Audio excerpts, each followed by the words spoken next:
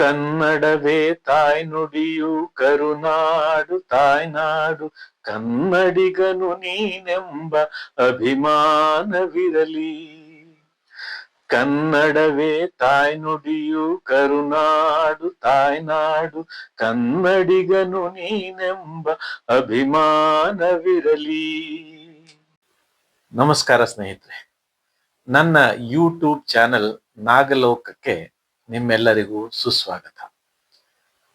ಕನ್ನಡವೇ ಸತ್ಯ, ಕನ್ನಡವೇ ನಿತ್ಯ. ಅಂದ್ರೆ ಕರ್ನಾಟಕದಲ್ಲಿ ಕನ್ನಡ ಬೆಳಿಬೇಕು, ಉಳಿಬೇಕು, ಮುಂದಿನ ಪೀಳಿಗೆಗೆ ಮತ್ತಷ್ಟು ಸಮೃದ್ಧಿ ಆಗ್ಬೇಕು. ಈ ಹದದಲ್ಲಿ, ಈ ನಿಟ್ಟಿನಲ್ಲಿ ನಾನು ಈ ವಿಡಿಯೋ ಮಾಡ್ತಾ ಇದ್ದೀನಿ.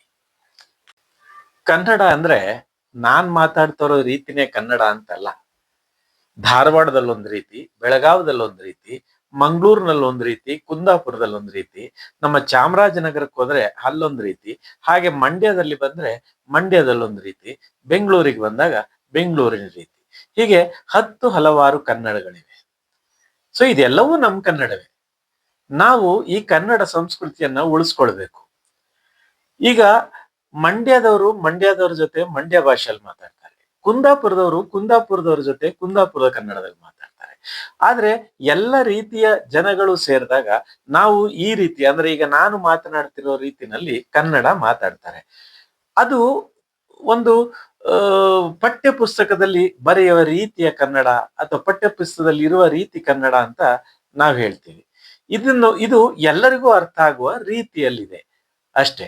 ಆದ್ರೆ ಈಗ ಒಂದಿದೆ, ಉಡುಪಿಯ ಕನ್ನಡವನ್ನು ಎಲ್ಲರೂ ಅರ್ಥ ಮಾಡ್ಕೊಳ್ಬಲ್ರು, ಕುಂದಾಪುರ ಕನ್ನಡವನ್ನು ಎಲ್ಲರೂ ಅರ್ಥ ಮಾಡ್ಕೊಳ್ಬಲ್ರು, ಧಾರವಾಡ ಕನ್ನಡವನ್ನು ಎಲ್ಲರೂ ಅರ್ಥ ಮಾಡ್ಕೊಳ್ಬಲ್ರು.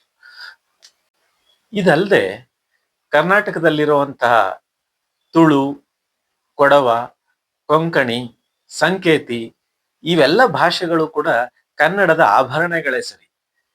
ಅವುಗಳು ಕೂಡ ಸಮೃದ್ಧವಾಗಿಯೇ ಇವೆ.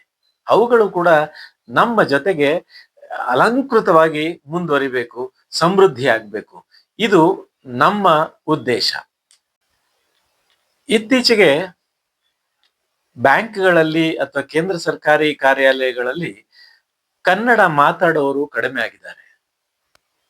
ನಮ್ಮ ಕನ್ನಡಿಗರು ಅಲ್ಲಿ ಹೋದಾಗ ಸ್ಪಂದಿಸೋಕೆ, ಅಂದ್ರೆ ಕನ್ನಡದಲ್ಲಿ ಸ್ಪಂದಿಸೋಕೆ ಜನ ಸಿಗ್ತಾ ಇಲ್ಲ. ಇದಕ್ಕೆ ಕಾರಣಗಳು ನಾನು ಮುಂದಿನ ವಿಡಿಯೋಗಳಲ್ಲಿ ತಿಳಿಸ್ತೀನಿ. ಇದ್ರ ಬಗ್ಗೆ ಕನ್ನಡ ಹೋರಾಟಗಾರರುಗಳು ಕೂಡ ತುಂಬಾ ಹೋರಾಟ ಮಾಡಿದ್ದಾರೆ. ಅದರ ಫಲಪ್ರದವಾಗಿ ಹೊರನಾಡಿನಿಂದ ಬಂದ ಅವರು ಕೂಡ ಕನ್ನಡವನ್ನ ಕಲಿತಾ ಇದ್ದಾರೆ. ಇದು ಒಂದು ಅನುಕೂಲಕರ ಬೆಳವಣಿಗೆ ಅಂತ ನನಗನ್ಸುತ್ತೆ. ನಾವು ಕನ್ನಡಿಗರು ಬೇರೆ ಭಾಷೆಯವರ ಜೊತೆ ಅವರವರ ಭಾಷೆಗಳಲ್ಲಿ ಮಾತನಾಡಿ ಅವರನ್ನ ಸಂತೋಷಪಡಿಸಿ ನಾವು ಸಂತೋಷಪಡಿಸುವಂತ ಸಹನಶೀಲರು. ಅದೇ ರೀತಿ ಹೊರಗಿನಿಂದ ಬಂದು ಇಲ್ಲಿ ನೆಲೆಸಿರುವಂತವರು ಅವರ ಭಾಷೆಯನ್ನೇ ನಮ್ಮ ಜೊತೆ ಮಾತಾಡ್ತಾ ಇದ್ರೆ ಅದೆಷ್ಟು ಚೆನ್ನ ಹೇಳಿ. ಈಗ ಅವರು ಕೂಡ ನಮ್ಮ ಭಾಷೆಯನ್ನ, ಕನ್ನಡ ಭಾಷೆಯನ್ನ ಕಲ್ತ್ರೆ ನಮಗೂ ಕೂಡ ಅವರ ಬಗ್ಗೆ ಒಂದು ಅಭಿಮಾನ ಮೂಡುತ್ತೆ ಅಲ್ವೇ? ಈಗ ನಮ್ಮ ರಾಜ್ಯಕ್ಕೆ ಅತಿಥಿಗಳಾಗಿ ಹೊರ ರಾಜ್ಯಗಳಿಂದ ಅಥವಾ ಹೊರ ದೇಶಗಳಿಂದ ಬಂದು ಇಲ್ಲಿ ಇರ್ತಾರೆ. ಅವರು ಅತಿಥಿಗಳಾಗಿರುವವರೆಗೂ ನಾವು ಅವರನ್ನ ಅವರ ಭಾಷೆಯಲ್ಲಿ ಮಾತಾಡಿಸಿದ್ರೆ ತಪ್ಪೇನೂ ಇಲ್ಲ, ಅದು ನಮ್ಮ ಸಜ್ಜನಿಕೆ ಸರಿ. ಆದ್ರೆ ಅವರು ಅತಿಥಿಗಳಾಗಿ ಬಂದು ಇಲ್ಲಿಯೇ ಉಳ್ಕೊಂಡ ಮೇಲೆ ಇಲ್ಲಿಯ ಭಾಷೆ ಮತ್ತೆ ಸಂಸ್ಕೃತಿಗೆ ಸ್ವಲ್ಪ ಹೊಂದಿಕೊಂಡು ಹೋದ್ರೆ ನಮಗೂ ಕೂಡ ತುಂಬಾ ಸಂತೋಷ ಆಗುತ್ತೆ. ಕರ್ನಾಟಕಕ್ಕೆ ಬಂದು ವ್ಯಾಪಾರ ಮಾಡ್ತಿರುವ ಜನಗಳು ಕನ್ನಡ ಕಲಿಯೋಕೆ ಪ್ರಯತ್ನ ಮಾಡ್ತಾರೆ. ಆದ್ರೆ ಅವರೊಟ್ಟಿಗೆ ಹೋಗಿ ನಾವುಗಳು ಅವರ ಭಾಷೆಯಲ್ಲಿ ಮಾತಾಡೋದು ಎಷ್ಟು ಸರಿ?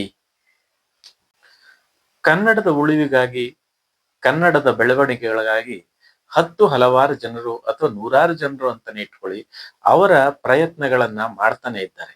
ಸಾಹಿತ್ಯ ಲೋಕದಲ್ಲೊಂದಷ್ಟು, ಸಂಗೀತ ಲೋಕದೊಂದಷ್ಟು, ಕಲಾ ಮಾಧ್ಯಮಗಳಲ್ಲೊಂದಷ್ಟು, ಸರ್ಕಾರದ ಮಟ್ಟದಲ್ಲಿ ಒಂದಷ್ಟು, ಕರ್ನಾಟಕದ ಅಥವಾ ಕನ್ನಡ ಹೋರಾಟಗಾರರಲ್ಲಿ ಒಂದಷ್ಟು ಎಲ್ಲರೂ ಪ್ರಯತ್ನ ಮಾಡ್ತಾ ಇದ್ದಾರೆ. ಅವರೊಂದಿಗೆ ಸಾಮಾನ್ಯ ಮನುಷ್ಯರಾಗಿ, ಅಂದ್ರೆ ಸಾಮಾನ್ಯ ಕನ್ನಡಿಗರಾಗಿ ನಾವು ಕೂಡ ಒಂದು ಕೈ ಜೋಡಿಸಿದ್ರೆ ಈ ಪ್ರಯತ್ನ ಮತ್ತಷ್ಟು ವೇಗವಾಗಿ ಸಾಗ್ಬೋದು ಅನ್ನೋದು ನನ್ನ ಅಭಿಪ್ರಾಯ. ನಾನು ಯಾವುದೇ ವಿಶೇಷಜ್ಞ ಅಲ್ಲ.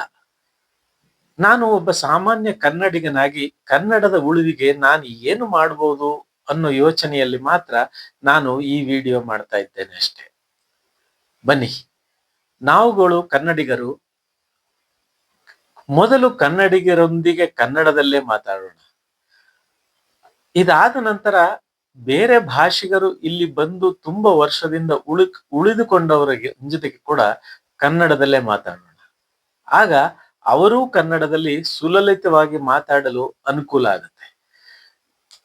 ನಾನು ಮುಂದಿನ ವಿಡಿಯೋಗಳಲ್ಲಿ ಕನ್ನಡದ ಉಳಿವಿಗೆ ಸಾಹಿತ್ಯ, ಸಂಗೀತ, ಸಿನಿಮಾ, ಮಾಧ್ಯಮಗಳು ಇವೆಲ್ಲ ವಿಷಯಗಳಲ್ಲೂ ವಿಡಿಯೋ ಮಾಡಬೇಕು ಅಂತ ಅಂದ್ಕೊಂಡಿದ್ದೀನಿ.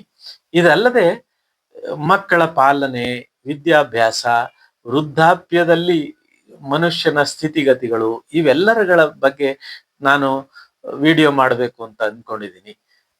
ಎಲ್ಲ ವೀಕ್ಷಕರಲ್ಲಿ ನನ್ನದೊಂದು ವಿನಂತಿ, ನನ್ನ ಈ ವಿಡಿಯೋವನ್ನು ಲೈಕ್ ಮಾಡಿ, ಶೇರ್ ಮಾಡಿ ಹಾಗೂ ಸಬ್ಸ್ಕ್ರೈಬ್ ಮಾಡಿ. ನಮಸ್ಕಾರ.